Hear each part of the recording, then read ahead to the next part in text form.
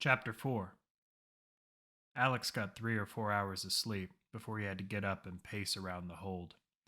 Sleep was becoming a luxury he could only afford when he could no longer think clearly, or when it hurt to move his limbs. He had grown accustomed to the wear on his mind and body back home, but there were always escapes, always ways to get away from fighting long enough to remember why you were doing it, to rest. Right now, Alex could only feel pain on both fronts.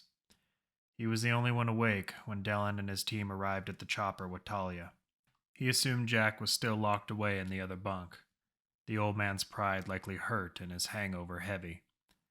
Alex opened the bay door manually to keep the remaining engines from kicking on and waking the old man up. When it finally lowered, he was surprised to see Talia and the rest of the team standing before him, and Otto with a crate of what he could only assume was spare parts. Dellen was quick to make introductions while Otto and Tommy hurried off to the destroyed exterior of the ship's hull. Alex, I'd like you to meet Talia Shazari. If not for Mikhail's help, she might have cut us all down out there, Dellen said. Talia was carrying the shadow by the shoulder. Another one of his episodes? Alex asked. Appears that way, kid. One minute he was talking to her, the next he was out. Should make it easy to work on his foot, though, the doctor noted. His foot? Alex asked. Not all negotiations begin civil, young man, Dellen answered. Alex gave the doctor a quick nod to go ahead before focusing his attention on Talia. Not very often we get someone to come along without doing something for them, he said. How fortunate for you, then, that life grants me no worries but the plague that infests this city. I am told we walk a similar path, Talia responded. I'm inclined to believe that based on what I've read, Alex replied. What you believe is irrelevant unless your actions follow. I am only here because of your shadow's claims, she cut back. Not everyone here is so open that they'd tell you about their past, but it's those stories that brought them here. It brought us all here, Alex explained. He pointed over towards Jack, who had just exited his cabin, looking more sober than normal. That guy over there is Jack Newsom. 10 years ago, he tried leading an uprising against a man called Morrison. Do you know who that is? No, but this is the man that recruited my mother, Sifix. The last time Alex had heard that name, Elias was still breathing. You said you read about me? Talia continued. You were in the old man's reports. He's been scraping together dossiers on recruits for a long time, Alex explained. Your doctor told me he wasn't as prepared as he should have been. That's why I'm here. The old man has a knack for finding resources, and he's always got a card to play. I would be interested in speaking with him, alone, if possible, she requested. Only if you leave that blade out here, Alex demanded. Oh, Gaijin, if you think I need that weapon to kill any man, then the reports you read were terribly inaccurate, she replied. Talia pulled her blade from her blackened armor and placed it in Alex's arms, then strode over to Jack, who watched Otto welding and hammering the new hull plating into place. Alex leaned on the weapon bench, admiring the blade's sheath, but kept one eye on the zealous woman. Surprised you didn't kill them all before they spoke to you, Jack commented, not bothering to look in Talia's direction. If not for your Russian, I may have. Then I guess I made a decent choice. Or one, at least. You know, when I met your mother for the first time, she almost maimed old Dale. That's the doc you met. Tried to cut through his arm with the same blade she gave you, Jack explained. Your attempts at levity are unwanted, she replied. Well, get used to it, or this won't be a very long trip for either of us, Jack growled. She was instantly struck in a way that was foreign to her. Few of her own people had dared engaging in a true argument with her during the rebellion. She wondered if all that time spent among weaker individuals had made her soft. Face me when you speak, murderer. Talia raised her voice. Jack gave her a side glance before throwing a swift backhand to her face, catching her off guard. Alex stood up, but the old man waved him off. Do you have any idea how long I knew your mother? He asked. Talia tried to throw a fist, but Jack snatched her wrist, twisting it until she dropped to a knee. Do you know how long your mother and I spent plotting your little revolution? Jack pressed. Talia ceased her hostilities. What? She asked. She wanted reimbursement for our mission. If she had lived, I was going to have her drag my team back to this hellhole. Instead, she died, and I was left supplying your father with all those little scouting routes he enjoyed using so much to one-up the Chinese, the old man explained. Talia looked more confused than angry now. It was true that her father had always seemed to know where the next major attack would hit, but when he mentioned the name Newsom, it had only been in acrimony. It doesn't surprise me that your father wouldn't tell you. I stole his wife away from my own revolution, and it's my fault she's dead, Jack sighed. Your medic claimed the blame for not being there, Talia said. Yeah, well, he's wrong. And so was I. It was my call to split the teams, and it turned out to be a fucking bad one. Then why would I come along for this one? Talia asked.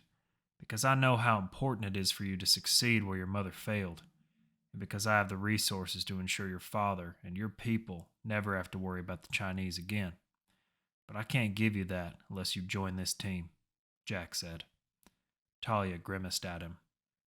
So you didn't give my father all you knew? Now that wouldn't be playing with a full deck, would it? The old man gave her a grin she did not return. You're a real piece of work, Vito. The Australian looked down at his sewn gut. He thought it amazing how such a simple wound could cause so much pain. The blood loss caused his head to become light when the bullet was still in him. Every step he took made him feel a stabbing pain in his stomach, chest, and below his navel. He compared it to severe constipation while he was being cut open on the table, more to discuss the doctors working on him than to bring himself levity. Shea Vito preferred to be awake for most procedures rather than undergo anesthesia. He did not like being unconscious. No better than death, sleep for that matter. He looked across his room at the ham radio the Chinese had wheeled in. You can be a real asshole, Thomas, Vito shouted. Vito, shut up and listen, you moron. The voice crackled loudly over the speaker. I asked you to take care of a simple favor and you treated it like a game. I'm still going to take care of it, boss. Just give me the location you have on them, Vito said. No, Vito, not again. If you can't kill them with dozens of soldiers at your flank, I won't send you at them alone. You still have other uses to me. Vito shook his head. He wanted another chance to gut the Crusaders' leader. He had done it once already by murdering his friend. Now he wanted to watch them spill from that man's chest. Bullshit. You'll deal with it. I'm sending you west to chase after another criminal of Morrison's. He was also sent to hunt the team, but escaped with his life when the Crusaders bested him in London. John believes the man can aid you in springing a trap, the voice explained. Vito hated working with others almost as much as he hated the moments when Thomas was talking down to him. Fine.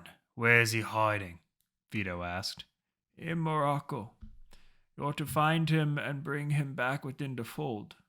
Then, when your objectives that follow are complete, and only when they're complete, you will kill him for his insubordination. For now, you'll rest until I can get a chopper out to you. Do you understand, Vito?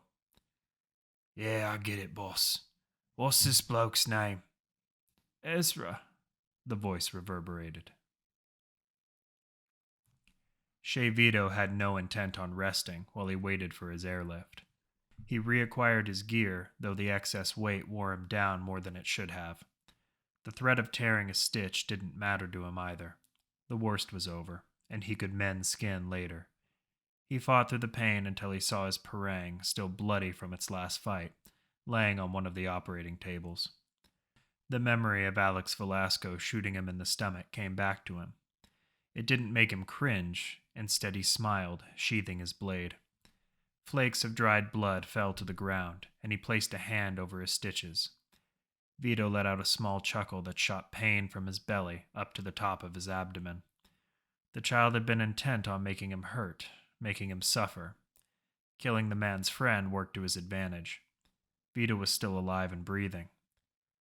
There was no way a gut shot would kill him, but Vito wondered if Velasco was stupid enough to believe it would, or if he was just as sinister as Vito had hoped. Pure rage had a way of making a man suspend logical thought. Vito remembered that Velasco's team was also in a hurry, with all the soldiers raining down on them.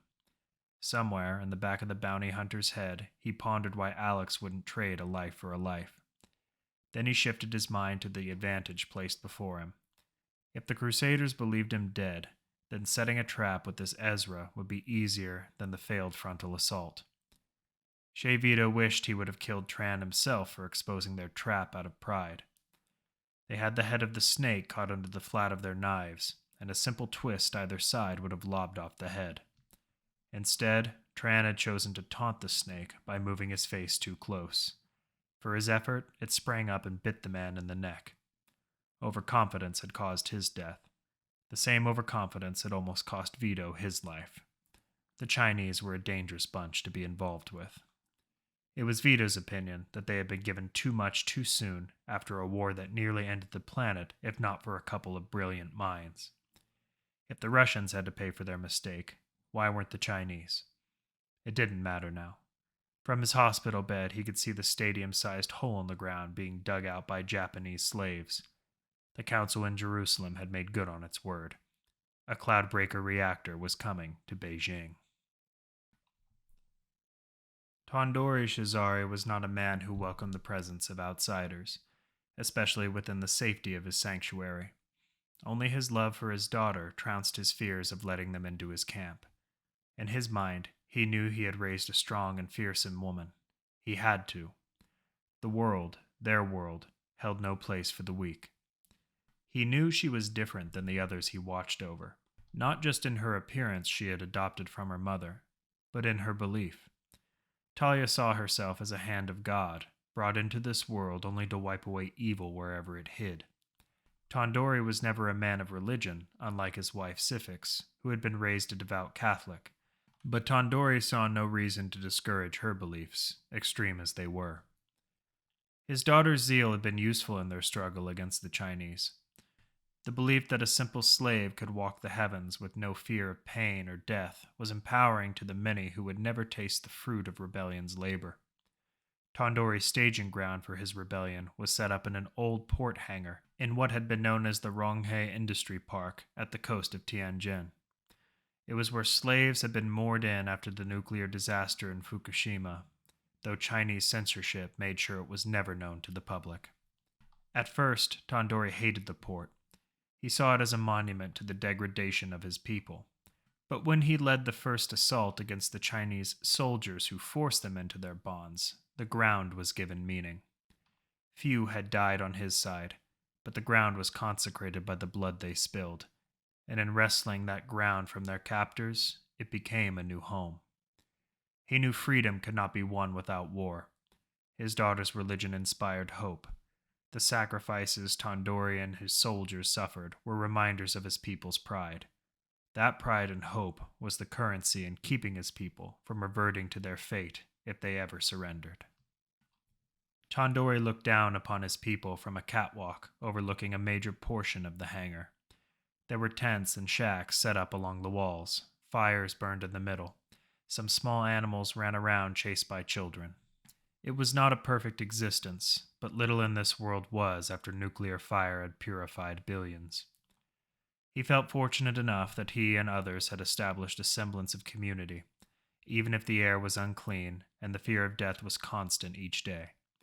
At first, there was fear when the smoking hell chopper landed upon their roof, but the sight of his daughter, exiting it first, unchained and unshackled, though surrounded by Gaijin, eased the tense feeling in his heart.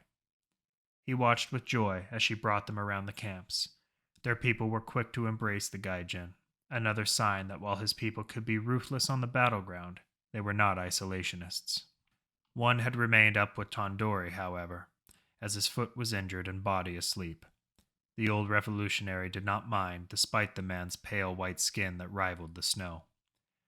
Tondori was more perturbed about the old man he recognized as Jack Newsom, and what his return meant for he and his daughter. He saw him moving with the group, and it brought up old memories. The two men had not spoken in the 10 years since Newsom revealed to him that his wife had passed in his quest to free his own homeland. That time he had come alone, perhaps wishing the death Tondori wanted to deliver himself. Still, Newsom had showed him respect, especially in this age where travel was limited, by traveling back to Tianjin and delivering that grievous news. Tondori would show Newsom and his team the same respect for the moment, though he knew Jack was here for more than replacement parts for their Hellchopper. "It's better organized than most of the communities back home," Layla commented as she passed by a tent that doubled as a store for meat. "Most of the time we must scavenge for food. The poor are rarely welcomed with open arms." "Assault weapons are more like it," Tyler added. Talia was far less brusque with them than when she met Mikhail. She was not naive to the fact that there were non-believers amongst this group. She reached back to her childhood, to her mother and father both telling her that there was nothing wrong with differing viewpoints if they were not a direct threat to her own. It was a lesson that even to this day was difficult for her to understand. Was there not one God, one religion, and one slate of rules to follow? This is what interested her about the Crusader group. Most, if not all, seemed to treat her with the respect she was due. Not only was this a rarity, but also unfamiliar territory for her to tread.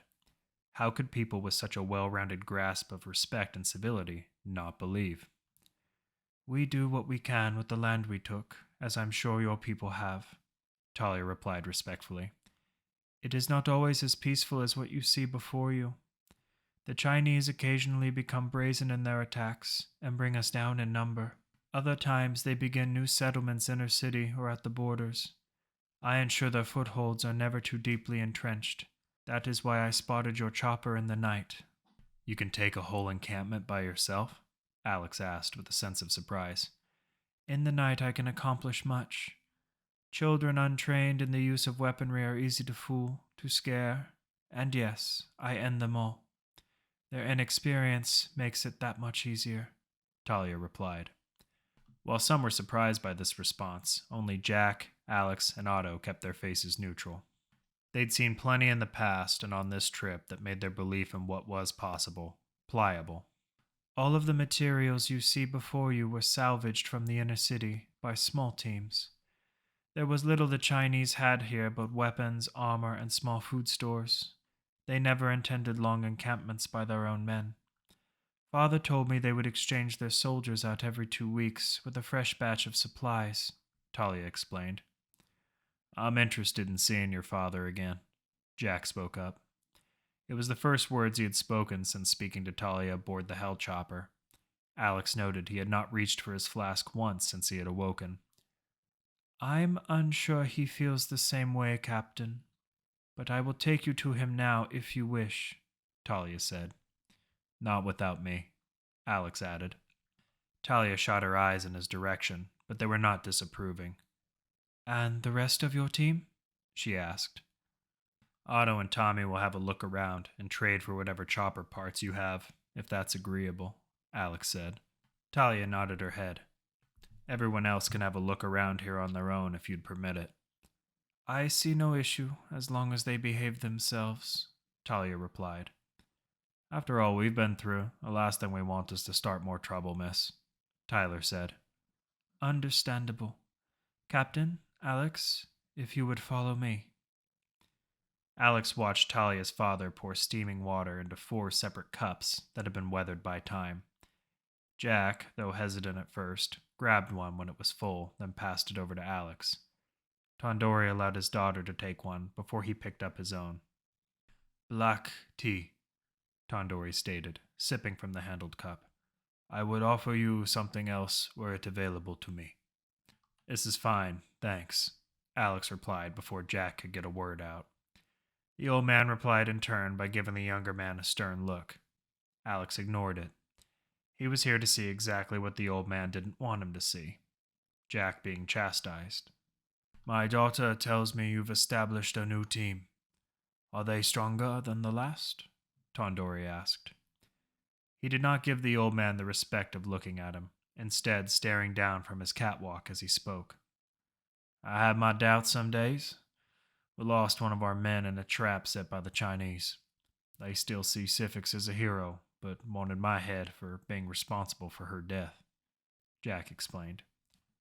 How trapped you must feel then, seeking aid from those who mourn her every day, Tandori replied. My team chose to come here, not me. This little gold mine of spare parts you're sitting on isn't exactly a secret, Jack spat.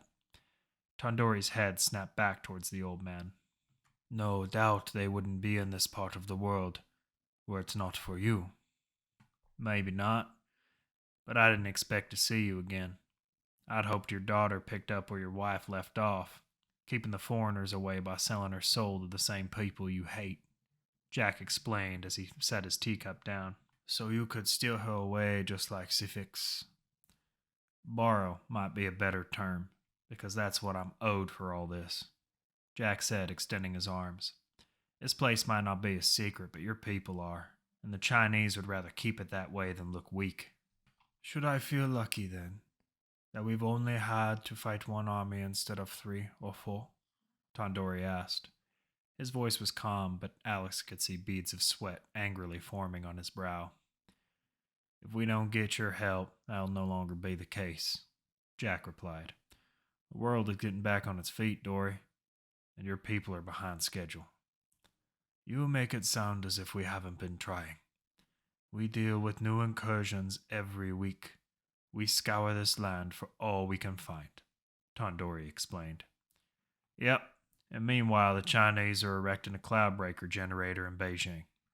If they get that up, you're going to have to worry about more than a weekly incursion, and from more than just the Chinese, Jack said. So I should send my greatest warrior away to help you. What can you do except get her killed or ruin her? Tandori asked. Yes, you should, because if we succeed, you don't have to worry about New Purgatory or the rest of the council. We don't swap out the cards, Dory. We change the whole deck. One that has your people in it, Jack explained. I have heard this speech before, but from Syphax. Look where that has left us, Captain Newsom. No information on troop movements, no espionage on the Chinese, Tandori trailed. Jack was shaking his head. You didn't need it. I might be a lot of things, Dory, but if it weren't for me, you wouldn't have this camp. Without the information I provided you, without the information I still provide you, Tandori held up a hand, cutting the old man off. Some days I feel as if we would have been better off. How can I trust what you say when you're our only source of information on the world surrounding us? The negotiation will always favor you. Talia was watching her father intently as he spoke, occasionally glancing at Alex, who seemed to be enjoying the back and forth as he sipped his tea. Because you got no choice, neither do I. I'm scraping at the bottom of my whiskey glass here. You want what's left of Syphax's files, they're yours. You want the secret I've got rolling around in my head? You got it. Alex felt as if he was watching a different man in the way Jack spoke. He was favoring laying everything out on the table, but keeping that persuasive charm. It was then that he could feel a pang of icy anxiety in his chest. He sipped more of his tea, hoping to quell that feeling. At what cost, Captain? You take my daughter after taking my wife? Tandori placed his cup on a misshapen desk and folded his arms. Jack looked down at the floor. Alex could see that this decision was going against the old man's better judgment. Something was different about Jack, maybe even wrong. He could read the guilt on the old man's face. We need your daughter's skill set for our mission, one I don't intend to fail. You agree to that, you get what you want. Today, Jack finally said. Tandori let out a long sigh, then shifted his gaze towards his daughter. When Captain Newsom arrived here long ago to recruit your mother, I allowed it to be her choice. While I am reluctant to see the last of my family leave this place, I cannot make that choice for you. Talia didn't respond. She was quiet for a time. It was the realization that her entire life had been dictated to her by her father, by her holy savior. Yet now that it was a decision only she could make, she did not feel empowered, only confused. I wish to know how you plan to stop the entire nation of China, Talia asked. Sorry, sweetheart. That information is strictly for your father. After the mission, he can tell you what he wants. Until then, this is the way it's got to be, Jack replied. May I at least look through my mother's files? Talia pressed. There was a glimmer of sadness in her eyes. I don't have a problem with that, kid. I've got electronic copies on the bird, Jack said. Talia looked at her father, who stared right back. It seems we'll finally have our revolution, she said, faintly sounding of hope. Yes, Tondori replied. Yet it is trading one revolution for another, one where victory is not as certain. Not so different from our path, Father. The Lord teaches us to help our neighbors and to forgive them, Talia said as her eyes turned to Jack. Allow me to say my goodbyes and gather my things. Father, I will need to let them have access to the engines we found. Her father gave a quick nod. Now, if you two will excuse us, I believe the captain has some information he would like to divulge. Alex wanted to remain and hear what Jack had to say, but the old man's attitude had changed. The loss of Elias brought every inch of guilt the old man had ever known to the forefront of his mind. Instead of hiding in his flask, he decided to face it. Alex decided to pay him the respect of leaving before his presence made it worse. I'll go check on the team. Make sure they're not getting themselves into trouble. It was a pleasure to meet you, Tondori, Alex declared. I wish you the best of luck in your endeavor, Tondori replied. Alex nodded and made for the stairs. As he made his way down, he tried not to think of what other horrors Jack had locked away, and what he was telling Talia's father. What else do you have for me that you could not share with my daughter or your man? Tondori asked as he motioned for Jack to take a seat at the desk. The old man waved him off. A bonus, but it's nothing nice. I can assure you that, Jack said. The old man pulled out a cylindrical map from his pants and laid it on the table. Tondori helped him spread it out and placed his cup in a corner. The old revolutionary let his stony expression fade when he realized they were blueprints for the Chinese Cloudbreaker reactor. How? Tondori stuttered. How did you get these? Jack flashed him a wicked grin. They were a parting gift from an old friend. She knew about the plans for a long time and managed to steal them while I had her in New Purgatory. Morrison's architects were drafting the idea for the Chinese that far back. They wanted to make another ally because they thought the Russians wouldn't survive another 10 years without backing, serious backing. China's population made it the more ideal nation for rebuilding. You've seen it. Even though it's a dead zone, there's probably more people living here than Purgatory, Jack explained. If she stole these plans, then they would have drafted newer, different ones, Tondori said. She didn't. These are copies from a computer that I printed back home. The building plans to a limitless energy source with a destructive power of 10 megatons, maybe more. Only now did Jack take a seat and put his feet up on the table. You want to end to your war? And this is the way to do it. Tondori shook his head. You did not simply do this for me, Captain. Jack tilted his head, cracking his neck, but proceeded to look down from Tondori's gaze and onto the table. I messed up bad when your wife was killed, Dory. So yeah, I might have kicked around the idea for lighting New Purgatory's candle a few times during those 10 years. Until I saw my reflection on the faces of the innocents living there. But I never stopped thinking about who I'd lost and who I'd taken from. You, Sifix, and the rest, the old man explained. Tondori looked on but said nothing. Jack never looked up. If Morrison dies, it'll be personal. The people in New Purgatory, and both of my teams deserve that much. His empire crumbles when the man dies. You, on the other hand, get to deal with a legion number of men, women, and kids all rallied around a false flag. There's only one way to deal with that kind of vermin, as your daughter puts it. Extermination, Tondori said. Is this device even in place yet? From what I saw, it appears that they've already cleared out a space a mile deep.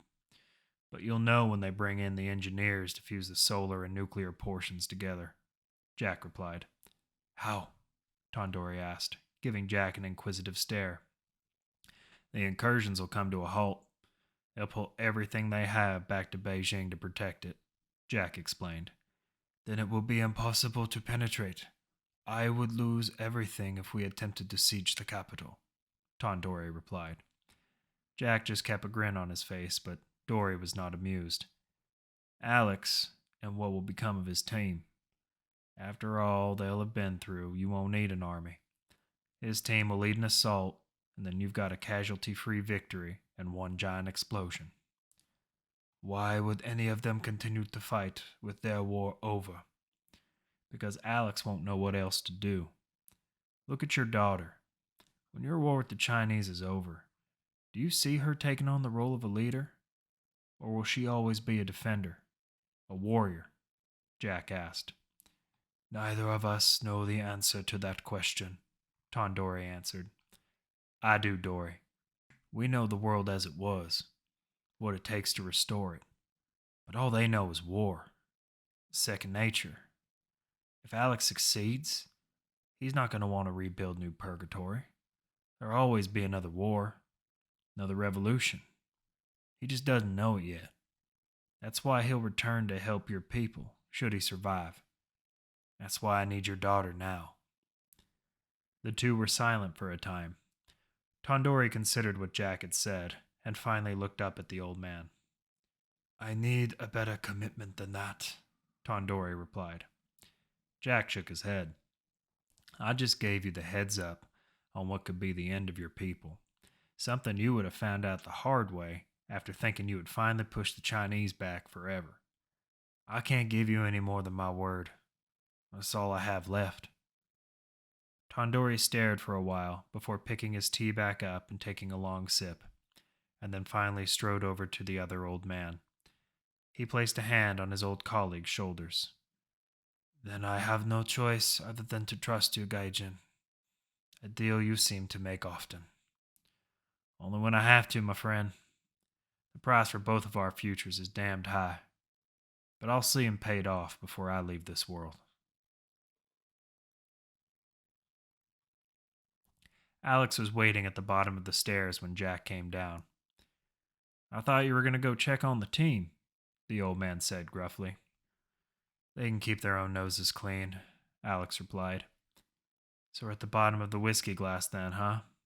His arms were crossed, though he didn't seem angry like when he normally spoke to the old man. No point in lying to you, kid. I got a few strings left to pull, but not many. Nayala leaving us for the Rangers cut out a lot of my global vision, the old man said as he reached into his jacket.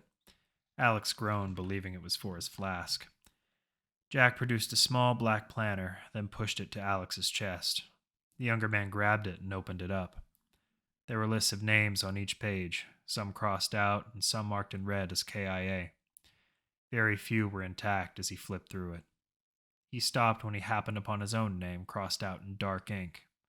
I've been meaning to ask how you knew who I was and what I was doing, Alex said. Being on every wanted poster in the city made it easy. Of course, you and your crew didn't have any names attached to your pictures. Purgatory's computer system has you labeled as dead. But you figured it out? Alex asked. There may have been times I cut into your transmissions while you were busy handling Marines back home. How do you think I found that blast in the wall? Jack replied. Point taken. So what's the big secret? You gotta trust me on this one, kid.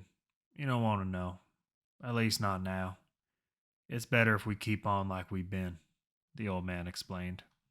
Alex was tired of fighting through every layer of Jack's bullshit. Just when he thought he was making progress with the old man, the rug would be pulled out from under him again. Fine. What's our next step?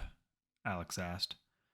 Something I didn't want to have to do, but we don't really have any other choice. Jack moved past him and looked out at the camps.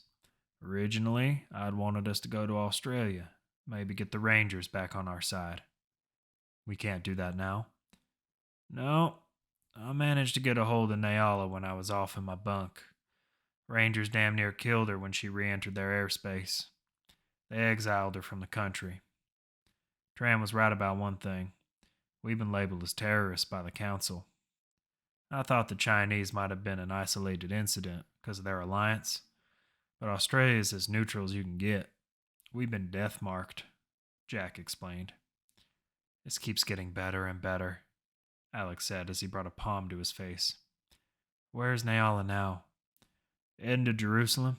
She thinks the data she collected while undercover in the tower will be enough to get Morrison investigated. Maybe even revoke her exile. And that's good news, Jack, Alex said. Not quite, kid. She'll get captured and killed before she can even present her findings to the council. And Morrison has all the ambassadors on the council in his pocket. If she was able to plead a case, I doubt it would go anywhere. But you still have a plan. No, kid, I don't. If she wants to get herself killed by walking into the most secure place this side of Morrison's tower, then I say let her. Might buy us some time, Jack said as he took his book back and placed it in his coat. Unless you had another idea. Alex was staring at his boots, arms still crossed. He wanted to take the fight to Morrison now, but he didn't like the idea of Nyala exposing herself to the Council of Six. Alex brought his head up to meet Jack's gaze. Well, the old man asked. We can't let her do it. If they know what she's planning and they capture her, it could blow up everything we've done. We've got no idea what the Rangers might be telling Morrison. Hell, for all we know, they're already onto our plan to attack the tower, Alex explained. Jack thought to himself for a moment before speaking again. Alex thought he caught a gleam of something, fear or anxiety, flashing by the old man's eyes. He didn't speak, like he was lost in the haze of his past. What is it? Alex asked. Jack refocused his attention on their conversation, though everything he had just gone over with Tandori echoed in his mind. Jack? You're right, kid. We can't just leave her to the dogs. I want her back on the team. Elias needs a replacement, and it'll put Brandon's mind at ease. Alex wasn't entirely convinced that Nyala's well-being had changed the old man's mind, but he did bring up valid points. Well, then hopefully Tommy and Otto can get those engines rigged by tonight. We got another long flight ahead of us, Alex replied. How many engines have you worked on, Otto? Christ, these gears on the turbofans are rusted to shit, Tommy yelled out. So what? The fans still work. Rusted shut means it won't move, the convict replied. Tommy shook his head and wiped his palms on his jeans. 10 years in a cell really didn't do your brain any good, did it? Come over here. Tommy led Otto over to the other side of the chopper and put one arm on the engine. Ever wonder why we go straight up instead of having to take off like the old jets do? Not really. They go up and they go down. Them require some work when they can't do that anymore, Otto said with a shrug. Tommy shook his head. Put your arms back here and push. Otto did, and the engine tilted upright slowly until he let it back down. In flight, the gears shift based on which direction we're going or if we're landing. Now try it with 3 and 4. 3 moved easily, but engine 4 would not budge, not even under the massive force Otto applied to it. All right, I get the point. So does that mean we have to rip this one out again? Otto asked. Thankfully not. The main gear needs to be replaced and heavily greased. Other than that, it should be okay. Hopefully, our new Blade's daddy won't mind us digging through the parts for one, Tommy scoffed. Won't mind what now? Talia asked, appearing behind him. The hair on Tommy's neck rose and a chill flushed through his body.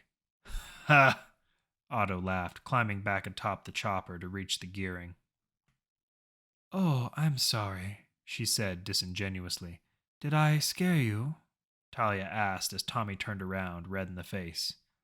No, me? Scared? Never. Hey, look, we need a new gear from your father. Can you clear with him? The pilot asked. You don't have to ask. Go get it for yourself, she replied. Okay, Tommy replied, putting his hands up. Otto, you mind pulling that gearing? I'll be right back. As soon as Tommy disappeared into the hangar, Talia began to watch Otto intently. His massive arms that pulled the plating away from Engine 4's exterior were covered in tattoos she did not seem to understand. Does a man paint himself for the reassurance of his bravery? Talia asked. Do priests rape children in temples to remind themselves of piety? Otto didn't bother to pay the respect of looking at her when he said that. He tended to hate long conversations, entertaining inane questions, and self-righteous arrogance. Mocking my faith won't make me go away any quicker, convict, Talia spat. Maybe not, but you will go away, Otto said as he pulled out the basketball-sized gear from the chopper and tossed it onto the hangar floor. I just want an answer as to why you would destroy your skin in such a manner. Skin's cheap, and I got a lot to cover. Anything else, or did you want me to entertain you? I don't see you entertaining very well, Talia stated. Live long enough and you will. Otto jumped down again from the chopper and walked over to her. His palms were covered in grime, but he placed them on the shoulders of her robes. He could feel her armored pauldrons under them. You always wear that armor? He asked. Talia flashed a smile, stepping away from him and unfastening her now soiled robe. Only to protect myself from animals. You carry the scent of one. Animal is a big step below demon. And it seems like you made friends with ours, Otto joked. Where'd you find their armor? I did not. While we have recovered many secrets from old military bases, this creation was made by my hand, Talia replied. Hell of a piece of armor to break Mikhail's foot like that. I'm sure Janet wouldn't mind getting a look at it if you're coming along with us. Of course, I'd stay away from her right now. She's not as nice as the rest of us are, Otto said. She could not hope to pose a threat against me, Talia replied. Huh! You two might be more alike than I thought.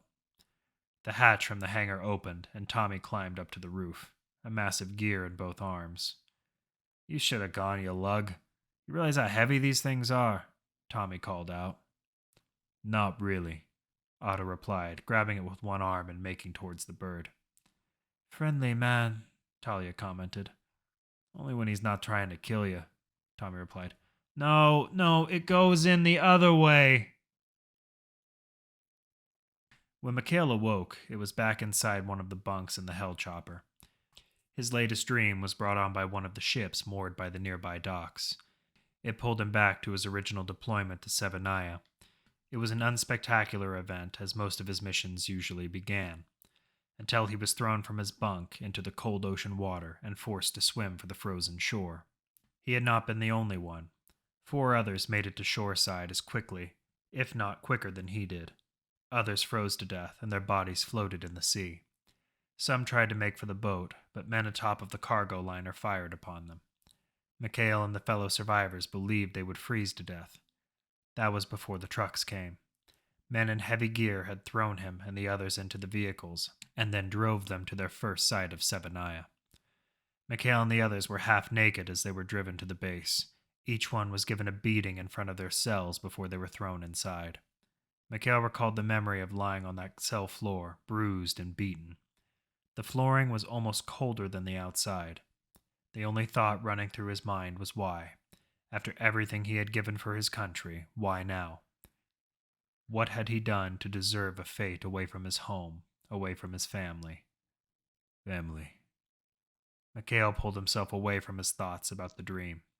It was true. He did have more of a past than just being a Russian soldier. The thought of that pulled anger out of him, not just its definition, but the real feeling. Every new memory he experienced showed him something else that had been taken away from him by the very people he had sworn to protect, and each new memory brought back emotions he thought dead. Even though he had downloaded some of the project files from Severnaya, it wasn't enough. There had to be more. More about the procedure, more about his past that wasn't black-marked and classified. It would drive him mad until he could find out more of the truth. He forced himself to stop thinking. This was unbecoming of an assassin. He would file this away in the database and revisit it later, and for his sake, he hoped he would not have another flashback that pushed him over the edge. The Shadow hated waking up in a place he had not chosen to sleep in. While he felt rested and his toes were bound and healing, the thought that these minor incidents would continue troubled him. Only now did he find it fortunate that he had a group of individuals around him that cared for his well-being. As he pushed out the door, he saw Janet and Layla conversing over the weapon benches. He smelled fresh welding on the interior of the Hell Chopper. He shuddered his vision to see the still warm signatures of heat on the interior and exterior of the craft. They were in rectangular shapes around pieces of the hull. He switched his vision back as Layla walked his way. "How are you feeling, Mikhail?" she asked. "I woke up," he replied with what she thought was light sarcasm. "I thought you weren't capable of sarcasm," Layla replied, slightly annoyed. "Alex is out looking over the handiwork, but I'm sure you already knew that." "Thank you," Mikhail replied as he made way for the ramp outside. Layla returned over to the weapons bench and examined her grimy SMG. "It's been barely a month and this thing looks like my old gun." Janet looked up and gave her a faint smile. It was the first Layla had seen from her in a while. Janet's depression had set in deep since she lost Elias. Her angry attitude was directed at everyone rather than being playful. It was the Janet she had first met in New Purgatory in what seemed like a lifetime ago. "Just take it apart and clean it. Should only take a half hour," Janet said. "For you, maybe," Layla replied. "You take that thing apart like it's building blocks." Janet kept her smile growing. "You had those growing up too?" she asked. Layla wasn't surprised that she changed the subject, but at least she was lightening up. Layla had known Eli longer after all, but had chosen to bottle her depression, leaving it to digest later. Layla only did this because she knew Alex was feeling the worst about it, and that he would need someone to console him. "My parents gave me everything a child could want," Layla started. "Sometimes I feel spoiled when Alex tells me about his childhood. I would have thought yours wouldn't have been easy." Layla regretted her choice of words a moment after they came out. "It was good, even after the war," Janet said with a shrug. "Dad made sure I never had to worry about anything, and for a while I didn't even know there had been a war. Easy to be fooled when you're only 5 years old." Layla knew that part well. She never assumed the world would fall apart during a class field trip. "Yeah, but it all worked out for the best, or at least the best way it could. I could have ended up like my mom," Janet replied. Layla wanted to change the subject again when Janet brought this up. The subject of parents always hurt, be they too caring or non-existent. She decided to go against her brain and ask Janet the question anyway. "Do you remember a lot about her?" "Who?" Janet replied pointedly. "Never mind," Layla said as she pulled the clip from her gun and reached for a screwdriver. Janet gave her an odd look before speaking again. "Layla, can I ask you something?" "Of course." "Are you afraid of me?" The question came with complete sincerity. "I think everyone on this bird is scared of you right now," Layla replied, setting her weapon down. "You just lost Eli, and everyone you look at is ready to reach for their gun in self-defense." Janet hung her head, but kept the same smile on her face. "Yeah, except you though, right? You don't care?" "I think you know I care. You're my friend, Janet. But I'm not here to try to tell you how you should feel, or that you should get over it. I hope that when we talk it will ease some of your pain. You're more than just the hard ass you think you might be," Layla said lightly. "I'm glad you care. I can't throw heat at you like I do everyone else. I'm glad that you see me as a friend," Janet said with a smile. "How did it get started with Eli?" "It was just fun, or that's what I told myself," Janet replied. "At first," Layla cut in. "Eli meant a lot more to me than I thought he would," Janet explained. "I don't like men.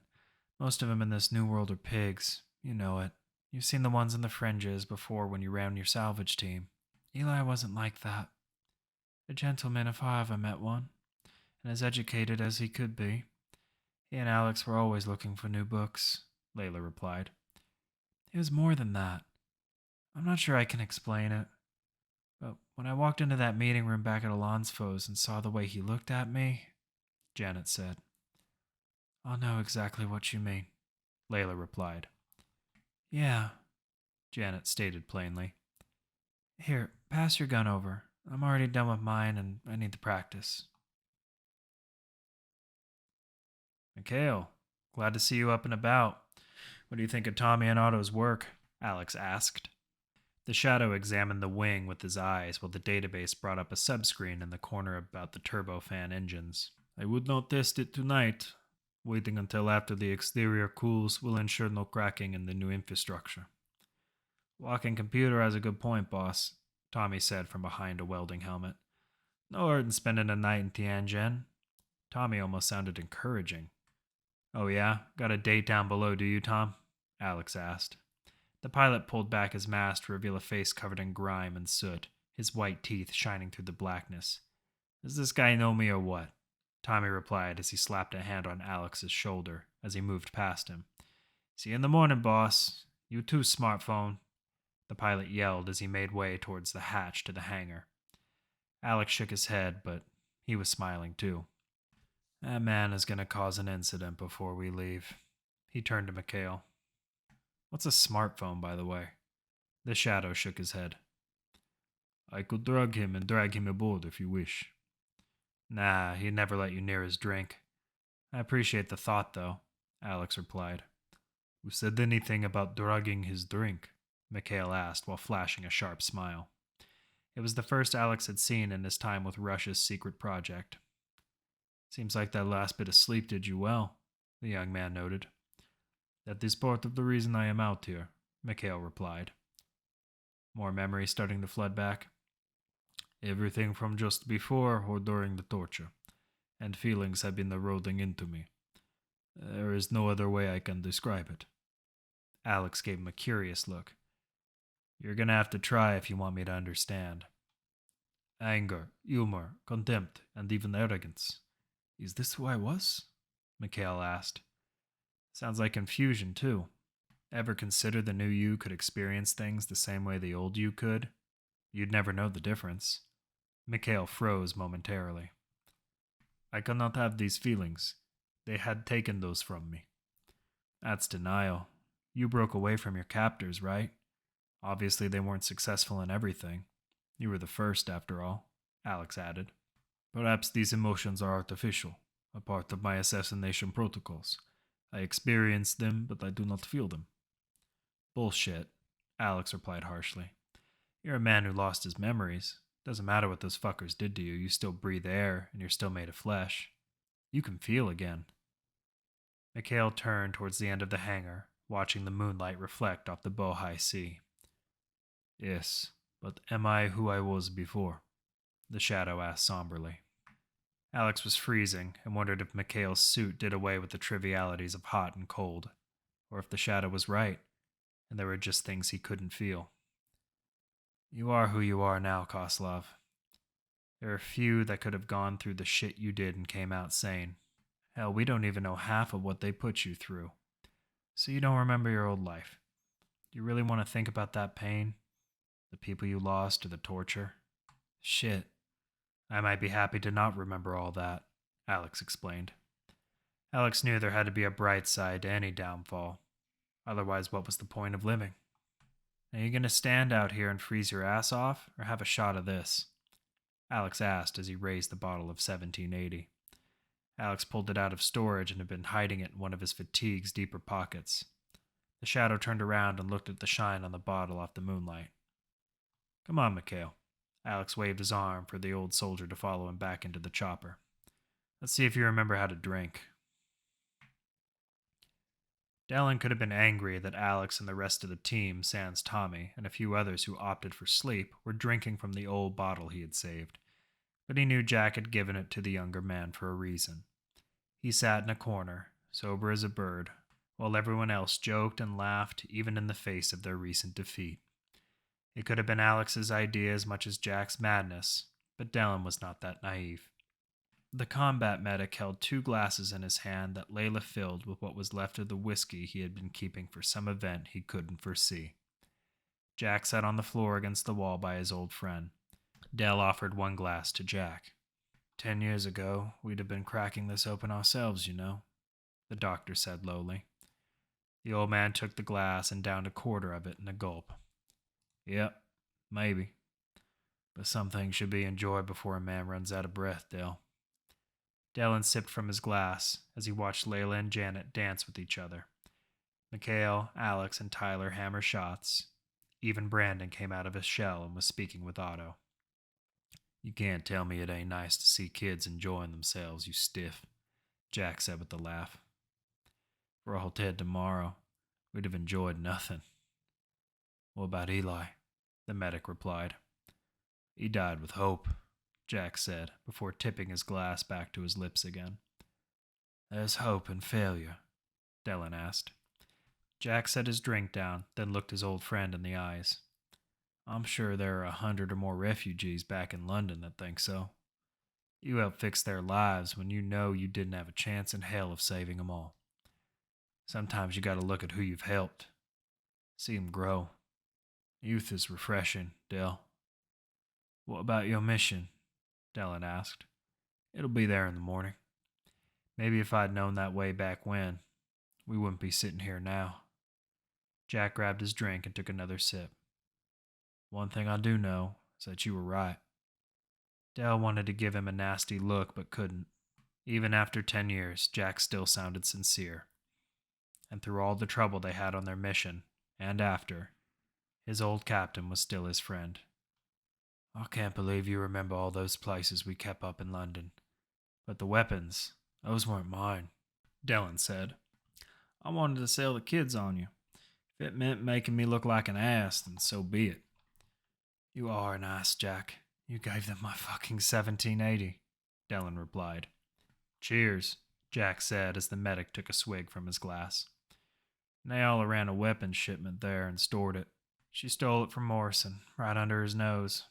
Without her, a lot of this wouldn't have gone as planned, Jack explained. What was driving you to save her? I would have imagined you let that go. You still love her, don't you? Nothing so stomach-churning, Dell. That faded away a long time ago. Alex reminded me that leaving her behind isn't what we would do. I don't want her tortured. She doesn't deserve that, Jack explained. You think she would turn? I don't know, Dell. She's finally caught up with the rest of us when it comes to loss. The difference is she might think she can get it all back. Well, God save the Queen, Dellen replied. Queen's dead, old friend. God save us, Jack said. The sun was starting its slow rise over the horizon when Tommy opened the hatch to the hell chopper. He had himself a successful night of gallivanting with the locals, and though he knew sets of eyes were on him for security reasons, he still managed to worm his way into a young woman's bed for the night. He wasn't surprised to see Tyler splayed out on the flooring, though everyone else had likely returned to their bunks. The pilot debated giving him a slight kick to wake him up, but opted for the cockpit instead. It was more than likely Alex wanted them on their way as soon as possible, and Tommy didn't want to disappoint. The new engines kicked on with little sound or stress. Tommy could only grin. His handiwork would see the bird back in the air, something he thought impossible once they hit Tianjin. He was afraid he'd seen his last dance above the skies of Beijing, but it was more exhilarating than anything he could remember in recent history. Tommy switched the rotors on the engine and hoped they would work properly. It wasn't that he didn't trust Otto's skills as a repairman, but if the chopper went down again, no one would be blaming the musclehead with the kill or be killed tattoos. How's she running? A voice asked, bringing Tommy from his thoughts and nearly throwing him back from his chair. When he glanced back, he saw Layla standing behind him. Even after a night out, he still looked her up and down. Her cloud-colored blue eyes could have illuminated the room, the perfect complement to her white blonde hair that fell past her shoulders. Her body was what Tommy had first noticed a couple months ago. An old trick that ended with a gun to his head and a position he couldn't bargain his way out of. Sorry if I woke you. Boss said he wanted us moving at dawn, he said, focusing again on the controls, but keeping one eye on her reflection off the panel. Layla said nothing at first and moved closer to his chair, looking down at the many instruments blinking near the dash. Is there something you need, or Tommy started. What did you do before you came into our little family? She asked, pressing the button to swivel his chair around and set the autopilot for the course he had laid in. Layla took a few steps back and leaned on the siding, crossing her arms as she waited. Her SMG was just visible, slung low on the small of her back. Just a driver, a pilot, a man who liked to keep his business to himself before a psychopath and his girlfriend forced me on a suicide mission? The pilot replied. She gave him a small grin. Am I intimidating you, Tom? That's the word I'd use, sure. He loved her accent. Tommy didn't know or meet many Britons in his travel, but if she was representative of the whole. Pay attention, greaseball, she said lightly, hammering her fist into the wall. Divulge a little from my curiosity. I usually run jobs for paying customers, thieves, whatever. That's how I've made my way in the world. A lot of people wish they could go back to the old days I've only seen as a child and read about in the rich publications from uptown New Purgatory. But I don't. The chaos makes the smart people, the people willing to get their hands dirty, a decent amount of money. It's more than that for me, though. It's the thrill. Like the rush of dodging one of those missiles or crashing right into one and surviving. That's the real reward. Tommy stopped, turning and checking to make sure the course was still laid in correctly. I had a feeling money wasn't your deal. When I offered you everything you stole on that bank deal, you didn't even bat an eyelash, she replied. It was already mine, sweetheart. Gun or not, you can't bargain for what a man already owns. Or doesn't care to lose, Layla shot back. Now that sounds like an experience you know well. Tell me, the only thing that keeps the boss from running into a hail of bullets? Because the amount of suicidal shit he does tops anything on my fucking list, Tommy asked. Layla was beginning to regret having come in here. Her blood was on fire. She was certain a swift kick could knock Tommy out, but she drew in a deep, quiet breath before resuming their conversation. When you care for someone, it has a way of making you do better for them, something I'm sure you'll never understand. That's different than seeking the next thrill. Yeah, you're right, he replied. I don't know anything about that, but what I do know is that Alex and I both have mistresses, and one day they'll both get us killed, Tommy replied, going back to his instruments. She would have lost it at once had she not remembered Alex holding her, telling her to get it together back in New Purgatory. As if on cue, Alex pushed through the door, a smile on his face. Morning. I was looking for you, Layla said as she turned and uncrossed her arms, returning her love's smile. I was just thanking Tommy for keeping us alive against those missiles. He's one hell of a pilot. Alex detected the light sarcasm only he could pick up on. I'm going to see if the others are eating. Coming? She asked, as she grabbed a hold of one of his wrists.